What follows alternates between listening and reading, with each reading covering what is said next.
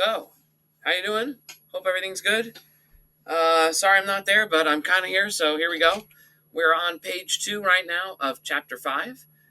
We finished talking about Democritus and how he believed that atoms were indivisible and indestructible, and that's a pretty good theory that, as I told you, really wasn't touched for about 2,000 years until John Dalton from Great Britain came around in 1803, and he had his theory of what an atom looked like, and it was 4-part theory.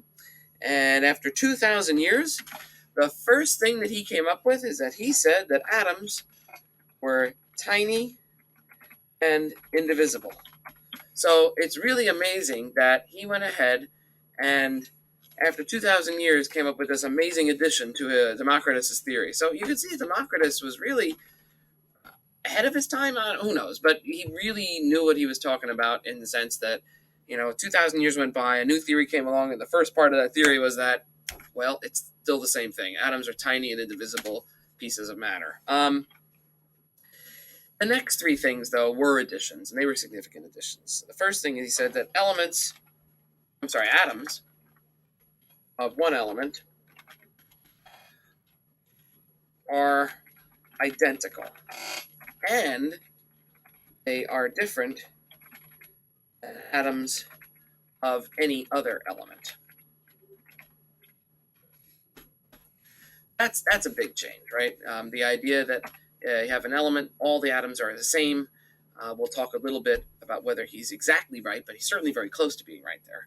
And then they are different than atoms of any other element. He also then went ahead, and now remember, we have the scientific method. It's the 1800s. Scientific method was earlier, medieval times. Sir Francis Bacon had a lot to do with that. But anyway, the next part of his theory was that atoms can combine chemically in small, it's better than my handwriting, small whole number ratios to make compounds. So that's certainly a significant addition. All right. And the fourth one is an interesting one, because it's how scientists poke fun at each other, or actually try and make pretty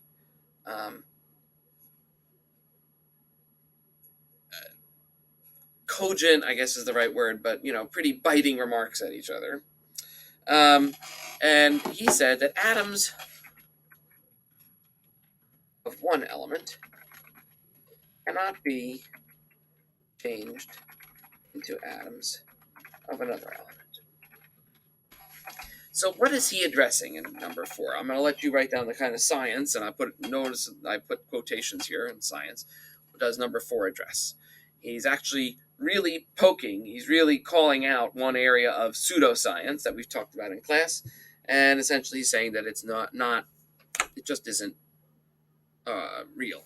And again, he's really close here. What is he missing? He's missing something called isotopes that we're going to talk about, and he's missing nuclear. Again, you can't blame somebody for not knowing about nuclear chemistry. We didn't even know there was a nucleus at this point, okay? He's essentially got this little tiny ball that is an atom, and that's what Dalton's theory essentially makes things look like.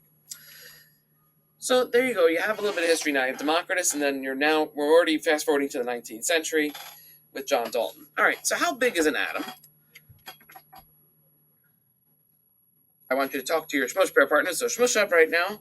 If you need to pause for a second to write down these, if you haven't written them all down, that's okay. I realize I can type faster than perhaps you can write, so you can press pause. But then I want you to get in your Shmush pairs and decide how big an atom is. So press pause and do that. Okay. Hopefully we're back. And I want you to press pause again and let each pair quickly say one answer to the question that they had. All right, go ahead. All right. How about in meters? It turns out that they are about 10 to the minus 11. 10 to the minus 11 meters.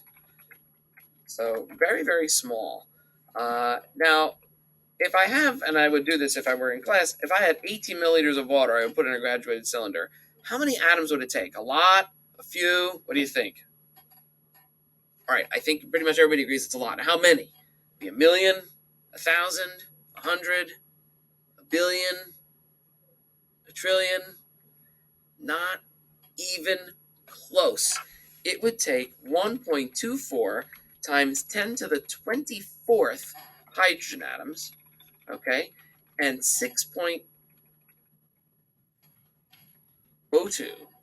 times, oh, it's not 1.2, it's 1.2, sorry, 1.2 times 10 to the 24th, and 6.02 times 10 to the 23rd atoms of oxygen in order to make 18 milliliters of water. It is a ridiculous amount of atoms in order to make just a little bit, 18 milliliters of water. Now, can we see them? Yeah, we can now. This is what atoms might look like. These are rows of platinum atoms. Now, they're not colored like this. This is, essentially done with Photoshop, but a similar kind of program that colorizes things. And it's allowing you to see what's called the electron density around rows of the atoms, but it's allowing us to see down to the atomic level how that's 1 atom, 2 atom, 3 atom, 4 atom, 5 atom, 6 rows in a sample of platinum. The instrument used for this is called a scanning tunneling microscope,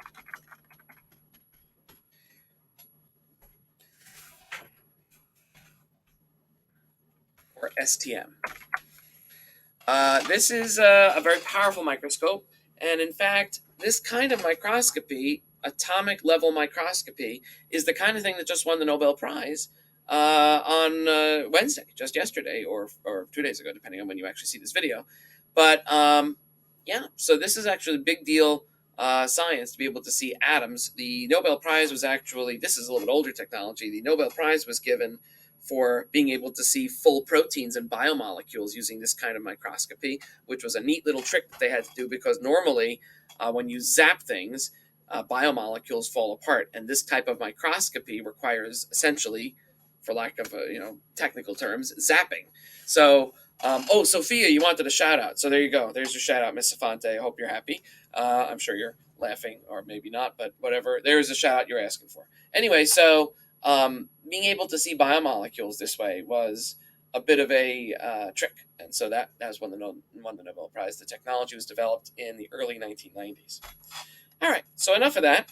We're going to move on to talking about nuclear atomic structure in the next video, so I will see you shortly.